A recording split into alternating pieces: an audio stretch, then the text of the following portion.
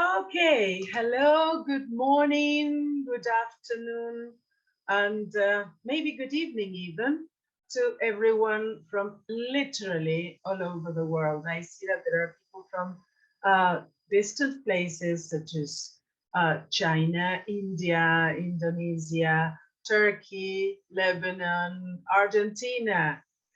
Um, so I would like, first of all, I would like to say thank you very much to Cambridge University Press for inviting me to give this webinar. And thank you, Julia and Georgia, for helping me out today with the webinar. So let's see. I think that we are all familiar with this situation. Yes, a group of students listening to a teacher who is explaining a lesson, and then the teacher starts thinking, okay, I'm teaching this lesson, but are my students learning? This is a really big question for us. Is our teaching really leading to learning?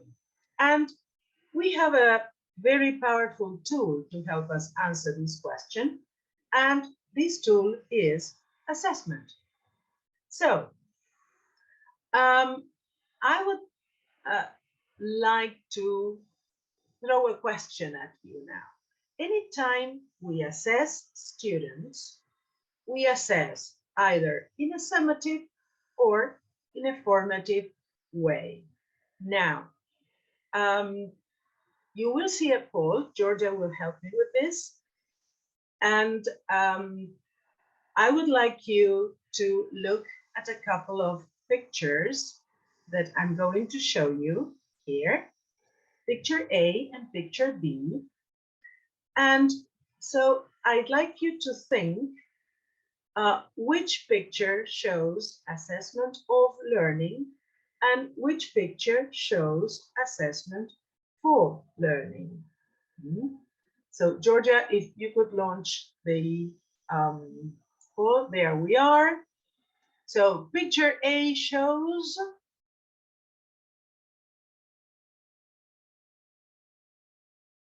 let's see. You have a few seconds for answering.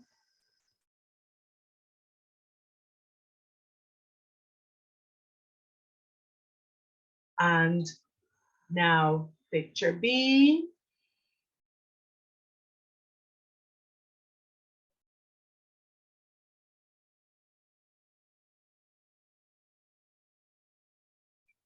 Okay.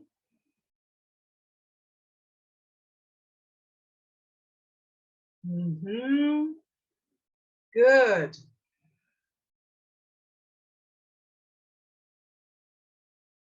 All right. So let's see. So we have here, right. Picture A shows assessment for learning. Right. Well, wonderful. And picture B shows assessment of learning. That's right. Thank you so much. Now, the next question. What do you understand by summative assessment? And what do you understand by formative assessment? Let's see. We have two types of tools. Yes, we're going to launch another poll.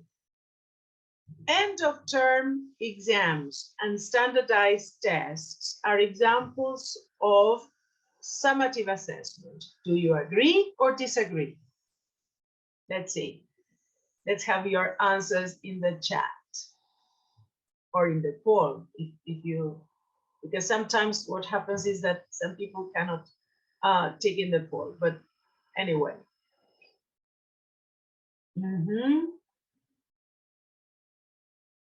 And now the second question, exit tickets and impromptu quizzes are examples of formative assessment. Do you agree or disagree?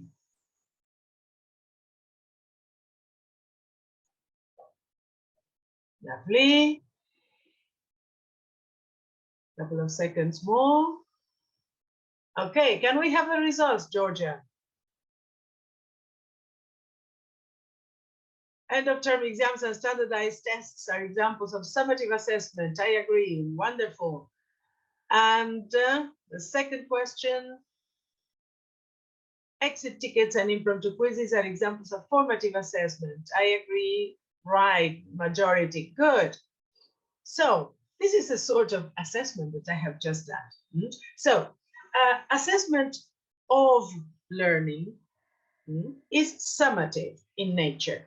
It usually happens at the end of a lesson, at the end of a unit, at the end of a term. And the purpose is determining who has mastered the content and who hasn't. Now, assessment for learning is formative because its purpose is not to determine who succeeded and who did not, but to provide guidance to the student through specific descriptive feedback. So formative assessment emphasizes learning rather than grading. Students do not receive a grade, they receive feedback that helps them to improve. So therefore, what makes an assessment formative is what the teacher does with the information it generates. When you use formative assessment to identify the present status of a student in terms of a learning standard, you diagnose what to do to assist the student, provide feedback, and you allow the students to make the changes and then celebrate success. So, formative assessment focuses on both the teacher and the student understanding three key things. Where the learner is going, so sharing the aims of a lesson and the success criteria will help you and will help them see what they are aiming for and what they need to do in order to achieve the aims of the lesson. It will also include understanding where the learner is now. So techniques, for example, such as effective questioning, will help teachers gauge what individual students or groups have learned during a lesson, generating evidence of learning that both the teacher and the students can make use of. And finally, it will show us how can the learner get there. Teachers use the evidence of learning to inform choices about what they will do next with the class or with individual students. And learners can use this evidence to make decisions about their learning, such as how, for example, to spend their independent study time. So let's have a look at the main elements of formative assessment. These are the 5 main elements of formative assessment. We have peer and self-assessment that consider not only what pupils have learned, but also how they learn best. Also, formative feedback, which provides the students with the information on the successful areas of their learning performance and also areas for improvement. And this formative feedback should always be based on agreed success criteria. Then we have the learning intentions that inform the pupils about what they are going to learn and why, and the success criteria that are pertinent to the new learning and will help the students understand how well they have met the learning intentions, and effective questioning. Effective questioning, which is about asking questions in such a way that they provide you with key information that you can use to determine where the learning currently is, expand the learning, and plan for future learning. So I'm going to focus on some of these elements in more depth. And I'm going to begin with peer and self-assessment. Now, when using formative assessment in the classroom, peer and self-assessment are effective approaches to enhance learning, because both forms of assessment will allow the learners to reflect critically upon their own learning and that of their peers. Peer assessment is also a reciprocal process because the student providing the feedback also benefits from increasing their own understanding by having to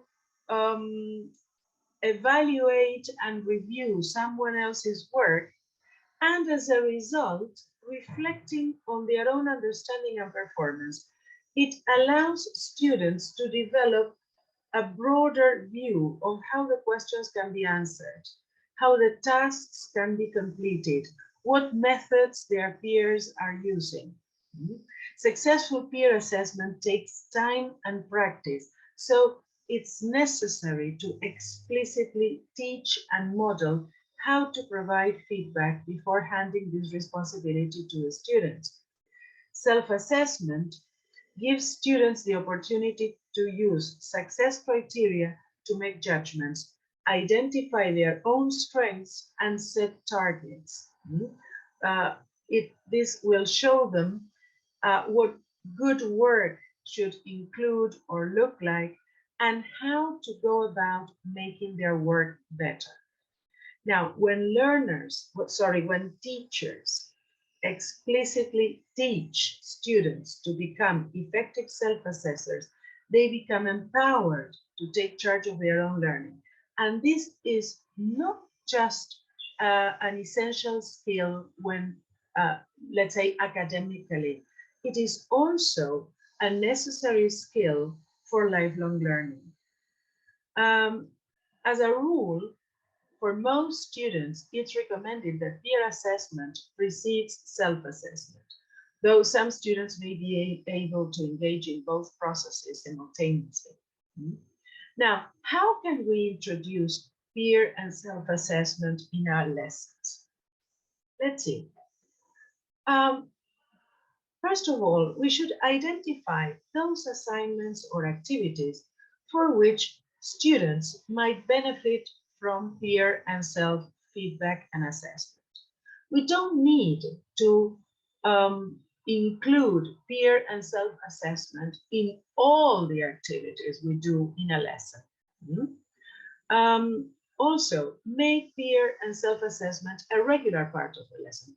Even if you don't need to use peer and self-assessment all the time, identify the points in the lesson where it's useful to do this, and make it something that happens every lesson.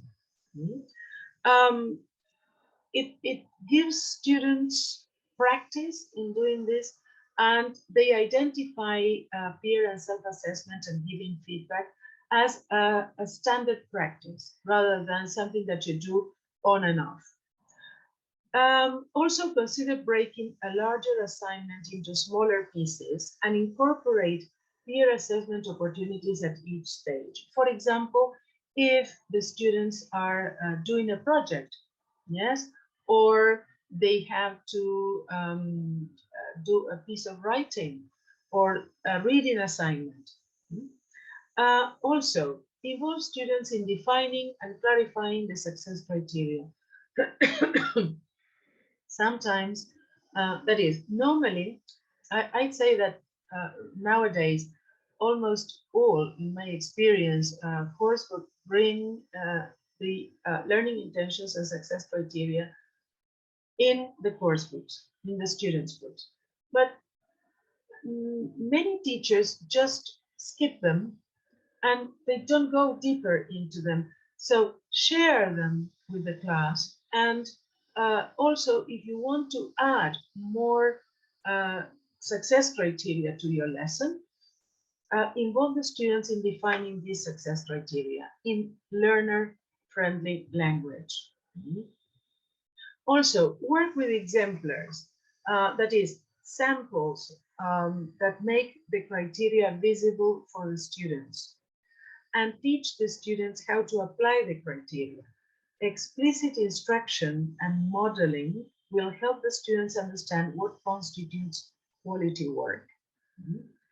Also, support them in peer assessment and feedback. For example, with prompts, including sentence starters and feedback forms. All this will help students give appropriate feedback. And it will also demonstrate how students can monitor their learning, because many a time when we ask students to give each other feedback, they say, oh, this is nice, I like it, but that's not useful feedback. So we need to give them the vocabulary, the language, and model how to use feedback and how to give feedback. Now, how can we support peer assessment? For example, we can combine peer assessment with teacher feedback. Yes, that is, students do their bit and then we intervene and we complete the feedback. Develop and teach them how to use peer assessment tools. As I said, templates, checklists, rubrics. Use the gradual release of responsibility model. That is, you model how to give feedback and how to assess and give feedback. Then you guide them as they apply the model. You do it together, and then you allow the students to give feedback independently. Also, co-develop ground rules for giving effective feedback. It's important that students understand that assessment is not about judging, but about helping.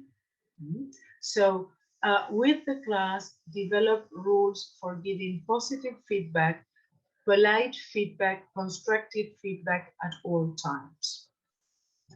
Also involve them, as I said before, in developing criteria.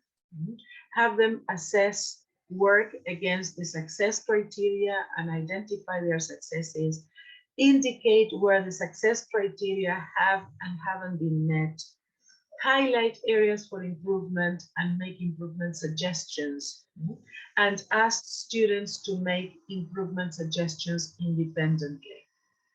And always remind them when they are assessing someone else's work and when they are giving feedback, remind them to use the success criteria and emphasize that all comments must relate to these success criteria and not to anything else.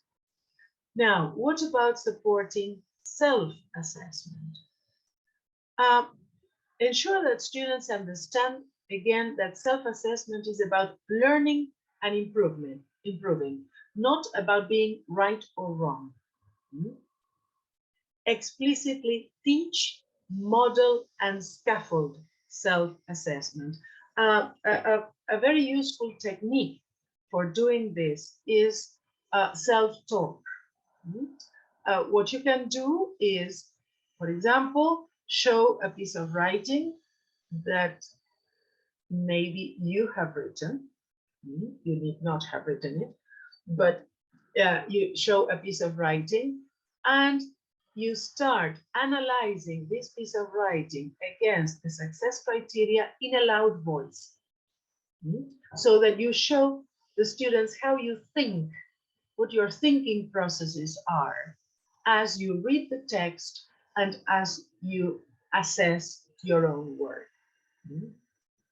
You can also ask the students to highlight the best section of their work and explain why they think it's good, and have them identify where they have met each of the success criteria. Also include some reflection time at the end of the lesson. Teach them how to reflect on their learning.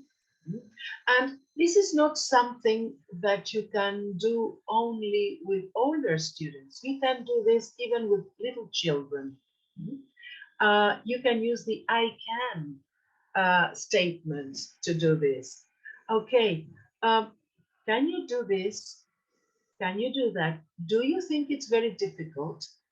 Why is it difficult? And if you're working with little children, you don't necessarily need to ask them to do this in English, because of course they are not going to have enough language for that.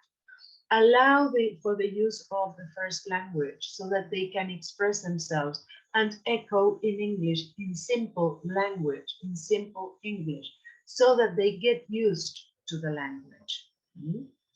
Also, discuss and practice individual goal setting.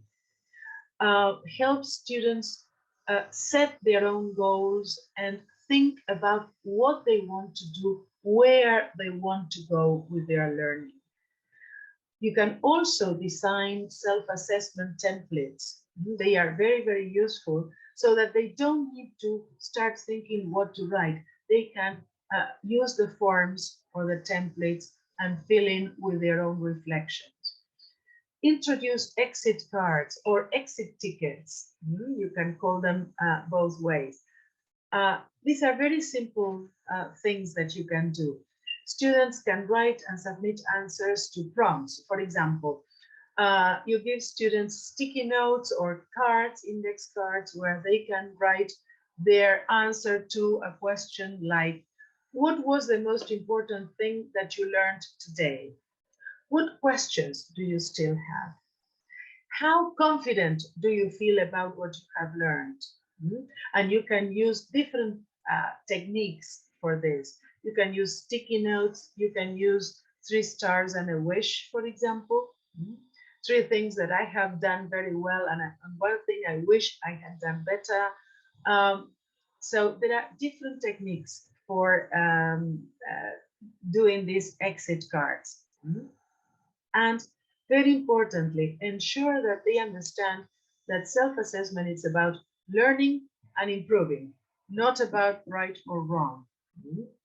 Now, let's examine the second element of assessment for learning, formative feedback. Yes? So, formative feedback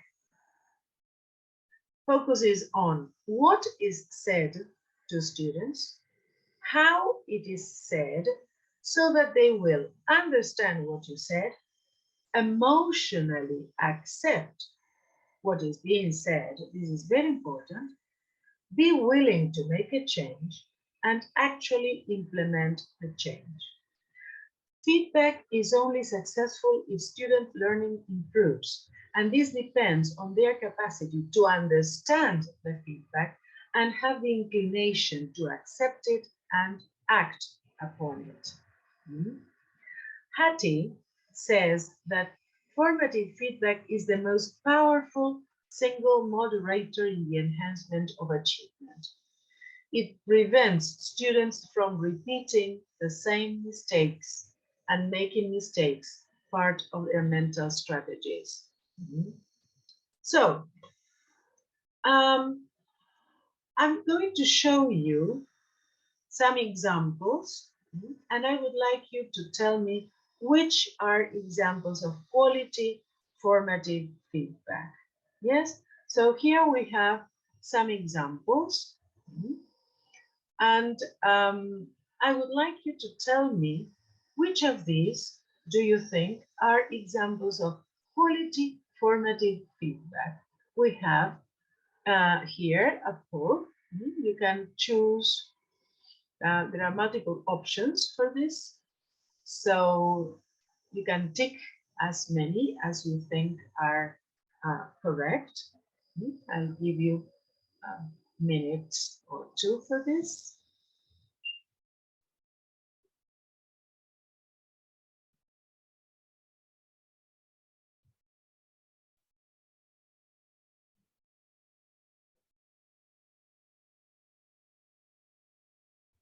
Yeah.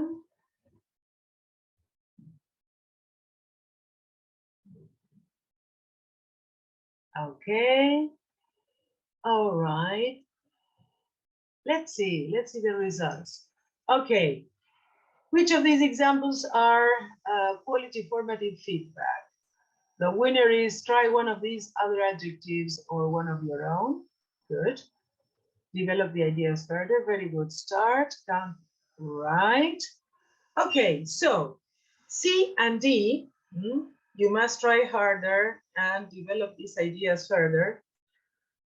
Okay, yes, they are, let's say, formative in a way. They are, let's say, sensitive to the student, but they don't give enough direction to the pupil on how to improve their work. That's the problem with those two. A is positive and gives praise for a pupil's work, but it doesn't exactly highlight what the student did well. So it falls short, right? B and E, that is, try one of these adjectives or one of your own instead of bad. And E, very good start, count how many times you have said, what words might you have used. Those two are really good quality formative feedback because the pupil is receiving guidance on how to improve their work. So we are going back to the definition of formative assessment or assessment for learning. We are giving the student information about how to improve, what to improve. What are the characteristics of formative feedback? Feedback, as we have seen, can be given by the teacher or by peers. But in both cases, it has the same characteristics. It has to be immediate or timely. That is, feedback that you give a week or days after a piece of work has been submitted is not useful because the students are likely to have forgotten what they did. So it should be timely. If possible, immediate. For example, if you're doing an activity in the classroom, a speaking activity, or a listening activity, or some writing at the moment there in the class, give immediate feedback as much as possible. Otherwise, if it is a piece of homework, it should be timely. When you give it back as soon as it is reasonably possible, give feedback on the work. Feedback should be based on the learning goals, on the learning intentions. It should be specific to the learning goal, right? And it should be understandable. It should be expressed in student-friendly language, in language that they can understand. It should be constant, right? Constructive. Also realistic in the sense that it should be, it should give students guidance on how to improve in a realistic way, something that they can reasonably do. And of course, ongoing, constant. Yes. Sometimes it's not necessary. For example, particularly in writing, it's not necessary to correct every single mistake that you find in a piece of writing. Focus on specific things that you are interested in. Don't try, for example, you may be focusing on the organization, you may be focusing on the use of linking words, but this is something that I have learned out of my own experience. Don't cover a piece of text with corrections because the student is likely to look at that and put it away and never look at it again.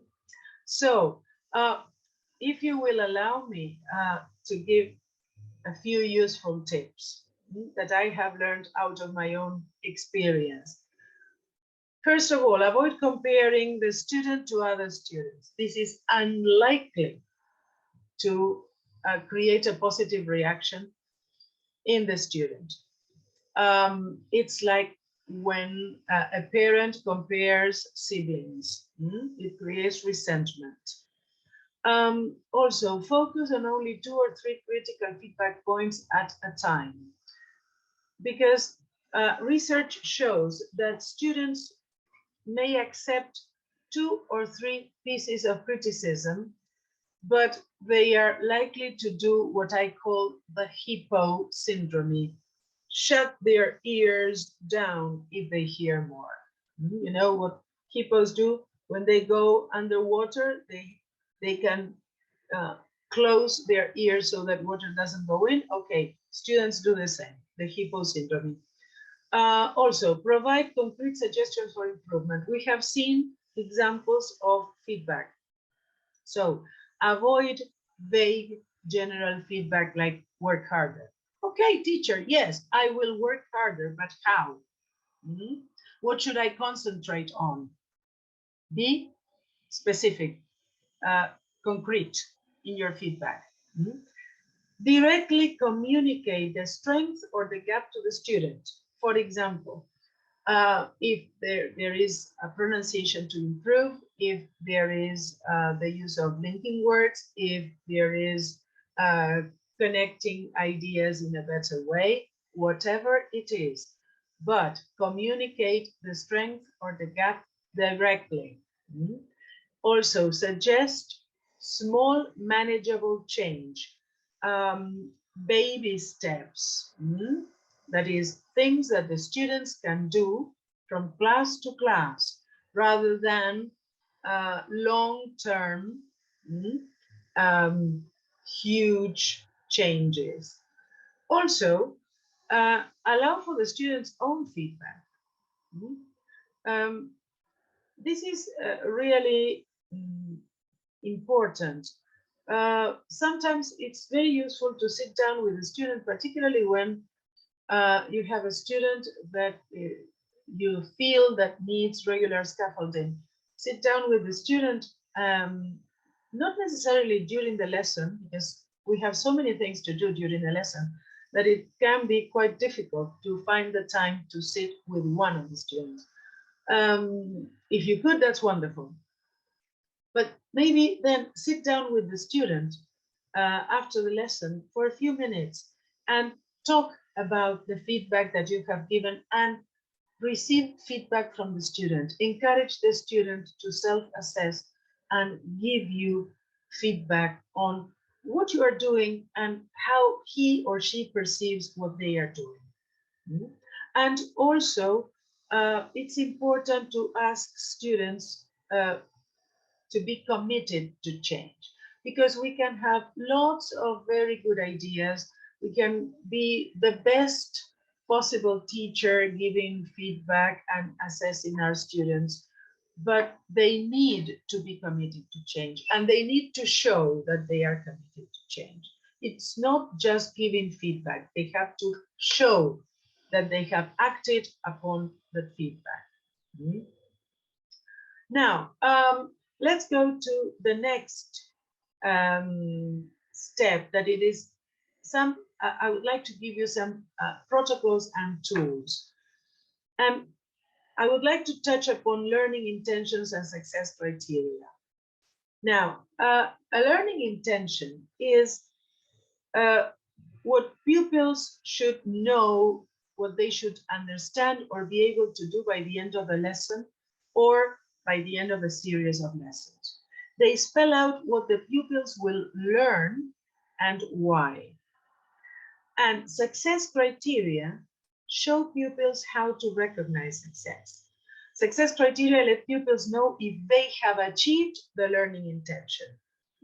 They summarize the main teaching points or the processes that link directly to the learning intention. The learning intention has many names: objectives, aims. Those are learning intentions. Yes, students are more receptive to feedback when they understand the standard that they are to learn or to do.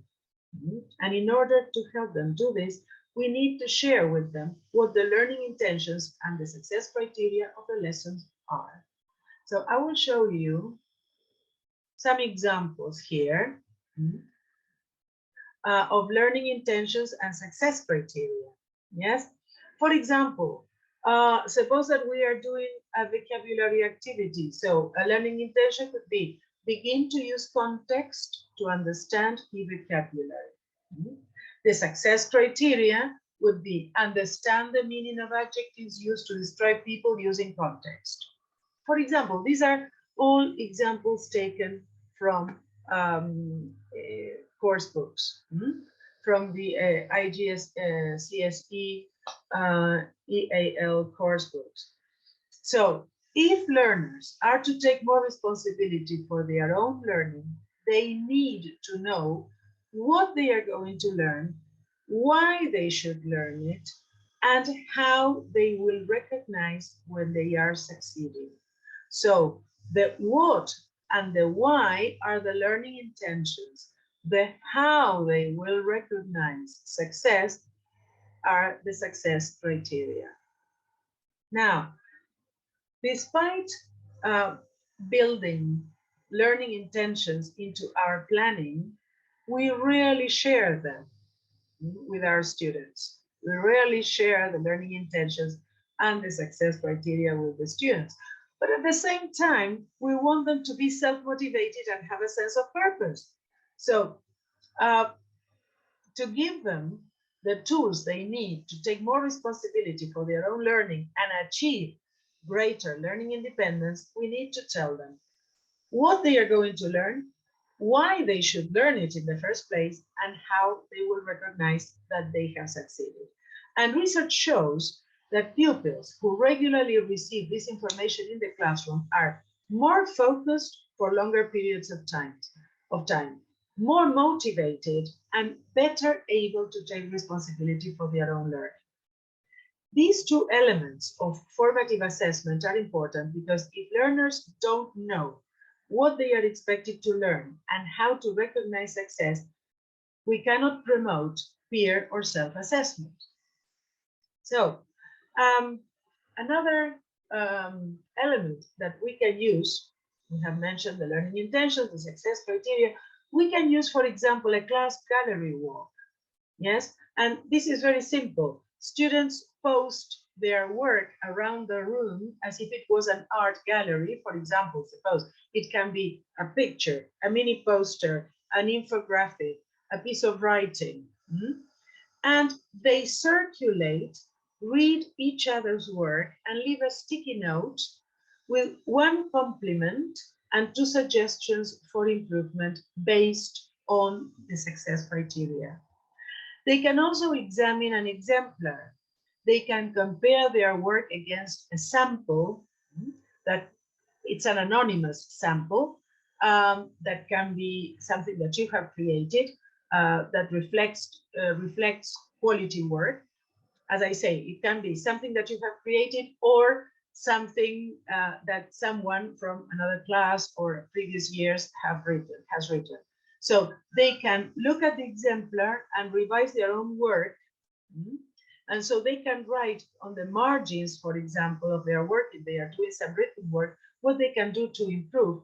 They can write ideas for additional vocabulary, organization, etc. Then they can do the mini fishbowl feedback. This is lovely. That is, students work in pairs and a third student sits in and can be the observer and the feedback giver using a checklist or a form that you have provided. Also, they can use tag feedback. There are three components. The T is tell something that you like. It's a good idea to start with what's right before moving on to ideas for changes. So you encourage the students to make this compliment as specific as possible, right? A is ask a question. So, for example, if it is a reading, a piece of writing, what questions pop in your mind as you are reading? What's missing that you want to know? What isn't clear? So ask a question. And G, give a suggestion. So this is a chance for the tag partner to offer an idea that the writer or the other student may not have considered. This can be done, for example, if you are doing discussions, oral work, the students can record themselves during the oral task, and then they can discuss, they can watch the recording with a partner, and the tag partner can give feedback. Yes. Checklists also, you can build checklists before they do the activity. You can discuss as a class what, for example, a good debate would be like. So students give you ideas, you offer some more, and then they use that checklist to evaluate what they have done. So I think we are good on the time to have some question time after this.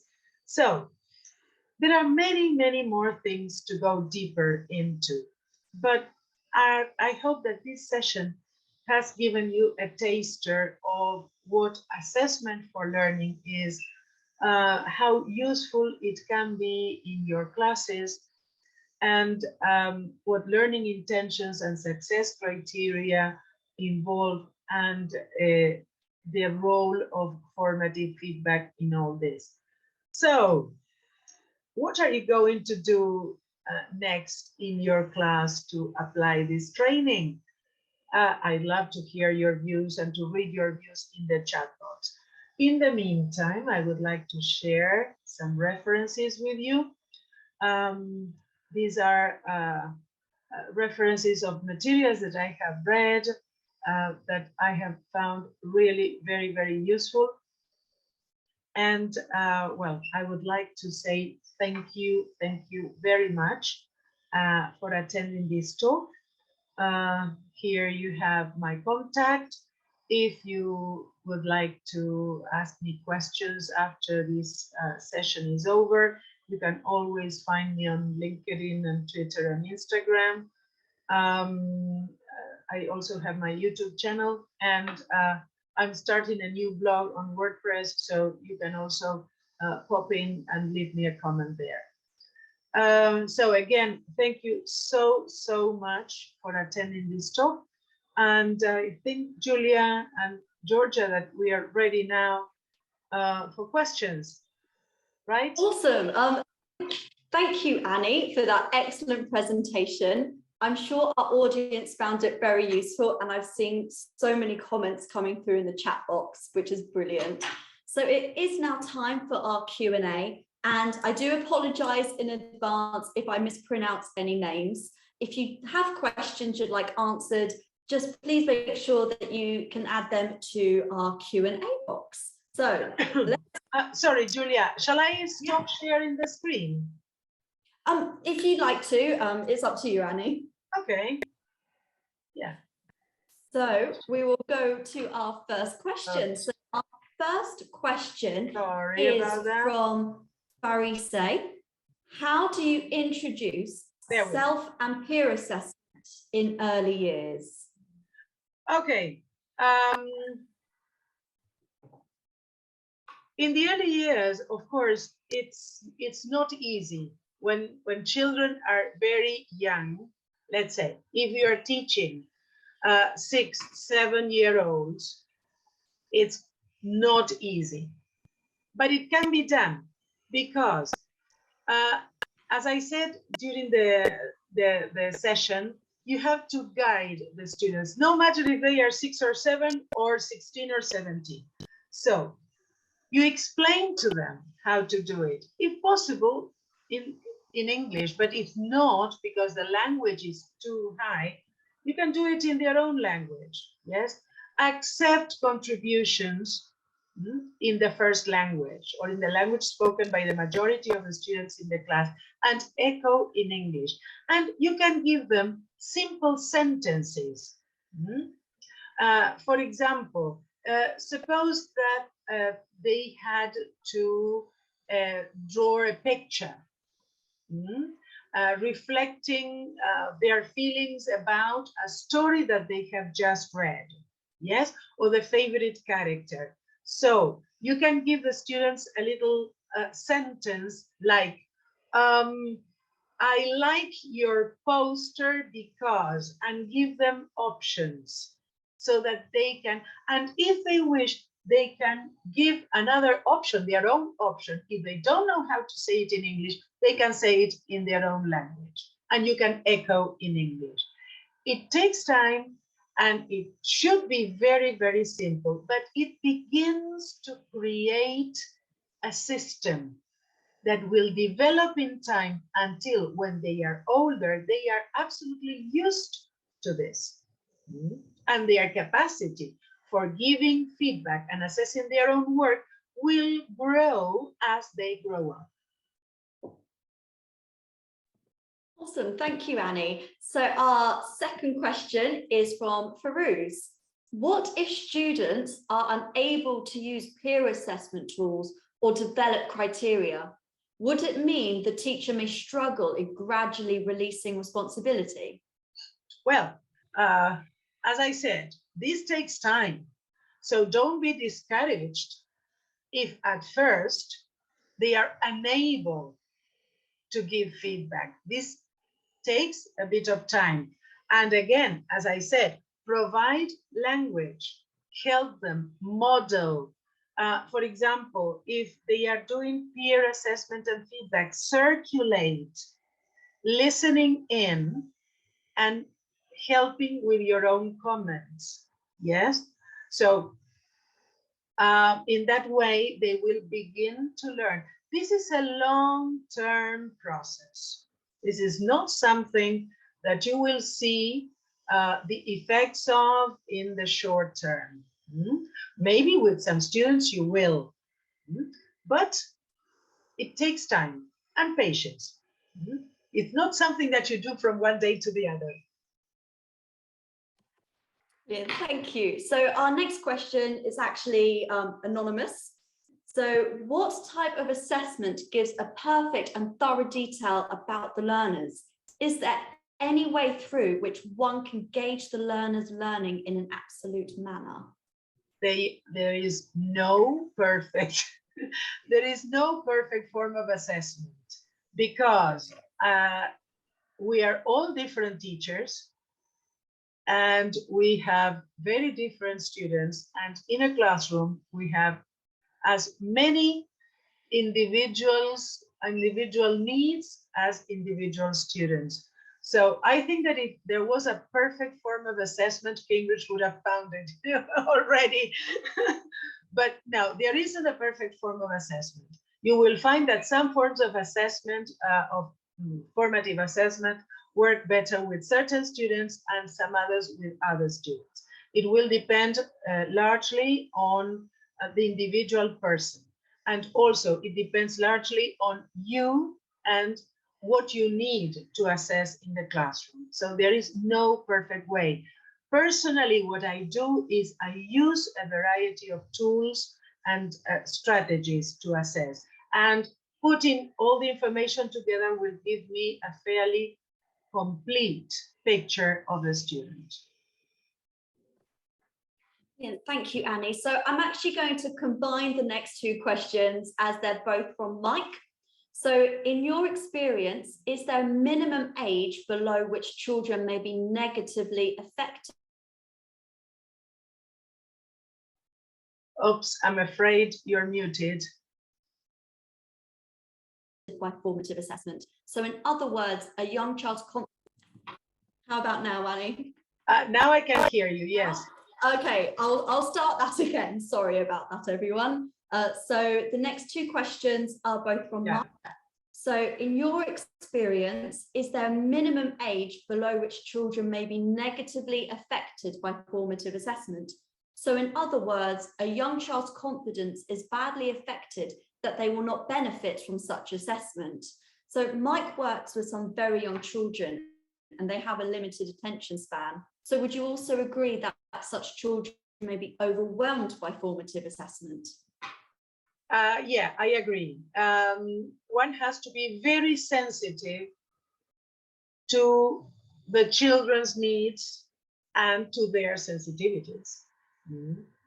So if they are very young, if they are, for example, if they are kindergarten children, I would be very careful with assessment. And I would try to perhaps, I haven't taught very young children. That has to be clear to everyone. I have never taught kindergarten.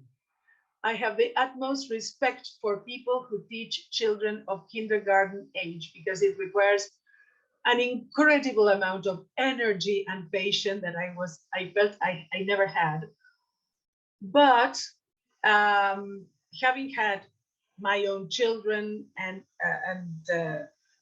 seeing young children and trainees working with very young children, you need to be very careful with them. And I wouldn't, if they are at kindergarten, I wouldn't use peer feedback and assessment with those children. I think that in those ages, they need to, the feedback and assessment needs to come from the teacher. And as they become older in primary, we can begin doing peer and self-assessment in the way that I have mentioned. But with kindergarten children, I wouldn't, personally, I wouldldn't use peer and self-assessment maybe, yes. Because if you ask the children, what do you think about your own work? I mean, even if they are small, they will be able to answer that, but I wouldn't expose them to peer assessment. Awesome, thank you, Annie. So our next question is from Philip. As a teacher of English as a second language to primary students, would you recommend a bank of objectives in their native language that could be used by their teachers as they grow up through the grades? Yes, definitely, right? That is, you can have a bank of objectives in their own language and then echo those objectives in English so that they get used to the language. But yes, why not? I mean, being a non-native speaker of English and a speaker of 4 languages other than mine, I think that reasonably used, the first language or the student's own language has a place in the classroom. Definitely. Awesome, thank you. And so our next question, we're having so many coming through, I'm not sure we'll be able to get through all of them, so I apologize in advance if we are unable to read your question out. But our next question is from Rebecca. So can there be too much self-assessment? Rebecca predominantly works with individual students and is sometimes conscious of picking too much at their work. So the question was, can there be too much self-assessment? Self-assessment, yes. Yes, there can be too much self-assessment. It's like people telling you, okay, if you want to lose weight, you have to eat fruit. But if you eat tons of fruit, you're not going to lose weight. Same happens with assessment. If you use too much self-assessment, it loses the effect. That's why in the tips, I said you have to choose the opportunities for self-assessment. You don't need to ask students to assess themselves or to do peer assessment if they are working with partners all the time. It's not necessary.